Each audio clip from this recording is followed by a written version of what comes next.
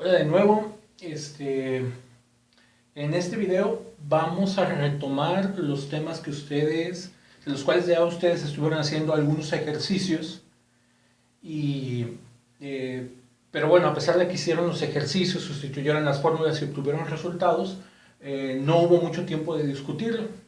Entonces vamos a retomar los temas desde el campo eléctrico. Entonces el concepto de campo en física probablemente es una de las cosas cuando se idearon que revolucionaron completamente todas las áreas de la física, ¿sí? Entonces, un campo en general en física, no solamente un campo eléctrico, a un campo eléctrico se le denomina como la información que puede enviar una partícula cargada a sus alrededores, ¿sí? Entonces, en la física, ya en la física formal tenemos dos tipos de partículas. Tenemos unas que se llaman bosones, en honor a Siddhartha Bose, ¿sí? Que es el mismo que tiene que ver con lo del condensado de Bose-Einstein, y otras partículas que se llaman fermiones, que tienen que su nombre es en honor a Enrico Fermi, ¿sí? Que bueno, más adelante podremos platicar sobre estas dos personas. Entonces, en física los bosones son el campo, es decir, la información que producen las partículas, y a las partículas que producen estos campos se les conocen como fermiones. Entonces, la idea de campo eléctrico ayudó a que se ocurriera esta idea. Esta idea prácticamente tiene injerencia en todos los campos de la física. Entonces, el entender bien el concepto de campo se torna algo bastante valioso. Entonces, el campo es esa información que sale de cada una de las partículas cargadas. Por una manera muy sencilla de entenderlo, o también le decimos de convención, decimos que las partículas positivas sacan campo, producen campo, y su campo le decimos que es divergente. Sale de la partícula hacia el exterior de manera radial. A las partículas con cargas positivas les conocemos como fuentes de campos. Caso contrario, las partículas negativas. Las partículas negativas son sumideros o son agujeros de campo, o son lugares por donde el campo se va. Las líneas de campo quieren entrar de manera radial a las partículas negativas, con carga negativa. Entonces, algo que nosotros sabemos de memoria, nos lo hacen recitar casi como si fuera un poema, es que las cargas del mismo signo se repelen, las cargas de distintos signos se atraen. Pero bueno, ¿por qué ocurre esto? Entonces, el campo es una manera muy elegante de explicarlo, ¿sí? Aquí vamos a dibujar, aquí tenemos tres cargas, dos positivas, una negativa. Entonces, cada partícula la dibujamos de un color diferente e indicamos cómo son sus líneas de campo. Les recuerdo que parte de la actividad 2 que se les dejó en las entregas anteriores tenía que ver con 4 de estas y que ustedes dibujaran las líneas de campo, que la gran mayoría lo hizo de manera adecuada. Entonces, como podrán ver, las líneas salientes de la partícula positiva en negro chocan con las líneas salientes de la partícula positiva en morado. Entonces, literalmente estas líneas se están encontrando, se están golpeando. Y resulta que el campo, particularmente el campo eléctrico, es un vector. Entonces nosotros aprendimos que cuando tenemos vectores, los vectores que se contraponen, pues van a tender a arrojarse uno hacia el otro. Entonces, como como las cargas iguales producen líneas salientes, en este caso cargas positivas producen líneas salientes, estas líneas chocan y hacen que las partículas se repelen, ¿sí? Caso contrario, cuando tenemos positivo con negativo, este jala, este empuja, entonces uno atrae al otro, ¿sí? Mismo caso por acá, este empuja, este jala, entonces estos se atraen. Por ejemplo, si tuviéramos aquí otra partícula con carga negativa, tendríamos dos que están jalando. Entonces, estas dos partículas que están jalando, una está empujando a la otra y esto hace que se repelan. Entonces, el campo es una primera aproximación para explicar por qué las cargas de ciertos signos se atraen o se repelen. En su momento esto resultó ser una especie de idea teórica, puesto que este campo pues no era visible a simple vista. pero con el paso de los años y en las presentaciones que se les subió anteriormente, hay algunos experimentos donde estas líneas se pueden ver, estas líneas se pueden observar. Particularmente estas líneas son muy fáciles de medir en el caso de los campos magnéticos, ¿sí? Ahora, vimos esta fórmula para campo eléctrico, pero hay que hacer una aclaración muy importante. Esta fórmula solo es válida para partículas, es decir, para entes individuales que producen el campo, ¿sí? Y en realidad esta fórmula, más que ser una fórmula, hay que empezarlo a ver como una función. El campo eléctrico depende de la distancia a la cual se encuentren de la partícula. Entonces, entre más nos alejemos, más pequeño es el campo, entre más nos acerquemos, el campo debe ser más grande y se puede escribir como una dependencia de R. Entonces, esto lo podemos incluso escribir como E de R.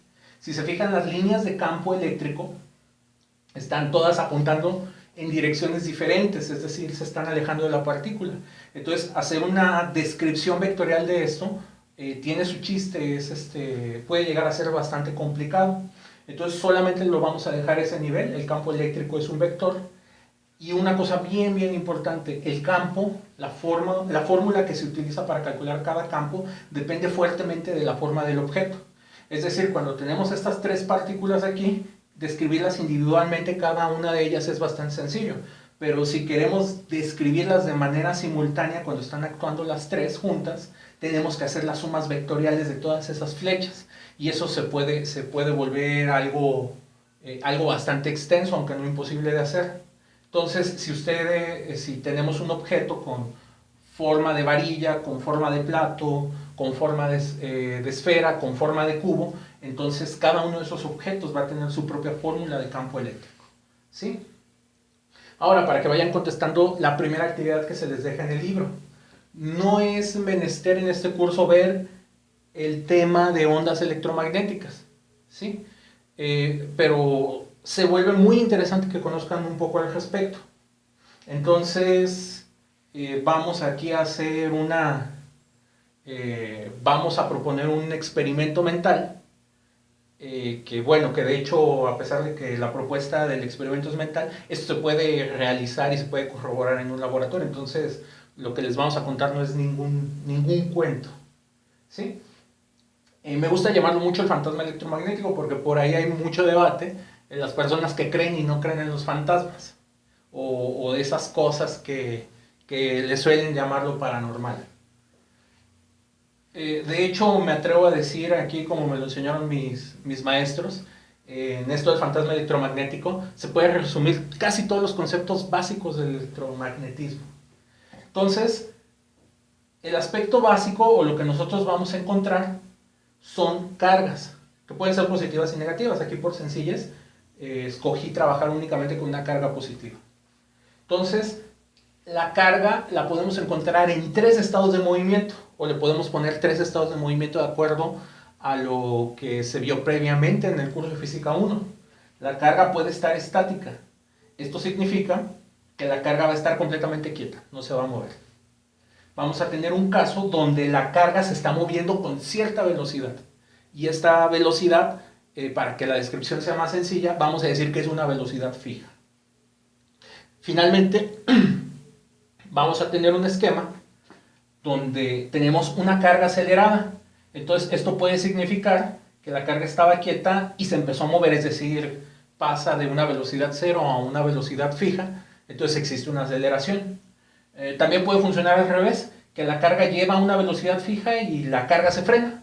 Entonces, ¿cómo se frena? Pues existe una aceleración negativa y esto hace que su velocidad fija cambie a cero, o incluso si la fuerza que está produciendo esta aceleración sigue actuando, puede hacer que además de frenarse, la carga empiece a retroceder, ¿sí? Cuando una carga está estática, de acuerdo a todo lo que hemos platicado, se produce un campo eléctrico, ¿sí? Es decir, todo el tiempo aquí, ya no lo dibujamos, pero están saliendo líneas de campo eléctrico. Cuando una carga se encuentra a velocidad fija, además de sus líneas de campo eléctrico que están saliendo, resulta que por alguna cuestión bastante misteriosa, la cual no va a dar mucho tiempo de que platiquemos ahorita, aparece un campo magnético, ¿sí? Entonces, como vamos a ver más adelante, cuando una carga se mueve, A eso nosotros le llamamos corriente eléctrica. Entonces, siempre que escuchen hablar que hay una corriente eléctrica, inherentemente al campo eléctrico que produce cada una de esas cargas que se está desplazando, aparece un campo magnético. ¿Sí? A esto en física lo describimos o lo conocemos como la ley de Ampère. ¿Sí? Finalmente, cuando una carga pasa a acelerarse o pasa a frenarse, como se empieza a mover la carga, se produce un campo magnético. Y resulta que el campo magnético y el eléctrico se mezclan y producen lo que se denomina como un campo electromagnético. Particularmente la luz es un ejemplo de campo electromagnético. Por ejemplo, un foco incandescente que ustedes pueden tener en sus casas, en cualquier cuarto, en realidad lo que está haciendo es acelerar y frenar carga todo el tiempo. Entonces, cada vez que acelera y frena la carga, se está produciendo luz. Entonces, es una forma de iluminación. Y aquí viene un aspecto muy interesante. Supongamos que hay dos personas y cada una de estas personas tiene un par de detectores. Vamos a suponer que yo, el profe, tengo mi medidor de campo eléctrico y medidor de campo magnético. Mientras que algún otro colega o ustedes pueden tener sus propios medidores. Entonces, si yo estoy quieto aquí y está la carga quieta aquí, yo voy a medir un campo eléctrico. Si yo estoy moviéndome, digamos que por alguna cuestión, aunque pudiera sonar extraño, yo puedo pasar caminando con mi detector y la carga está quieta. Entonces, eso es completamente equivalente a que yo esté quieto y la carga se mueva, o la carga puede estar quieta y yo moviéndome. Si una persona hace eso, resulta que además de medir un campo eléctrico, va a medir un campo magnético. ¿Sí? Podemos ir a esta situación. Si yo me muevo igual que la carga, yo a la carga la voy a ver quieta, digamos, los dos vamos caminando juntos. Entonces, con mis dos detectores solamente voy a estar viendo el campo eléctrico, no voy a poder medir ningún campo magnético. Si tenemos a dos observadores, donde podemos ser el profesor y ustedes mismos, si ustedes están, por ejemplo, el caso del medio, donde la carga se está moviendo, ustedes pueden tener sus dos detectores y con sus dos detectores van a ver tanto campo eléctrico como magnético. Y si yo me muevo junto con la carga,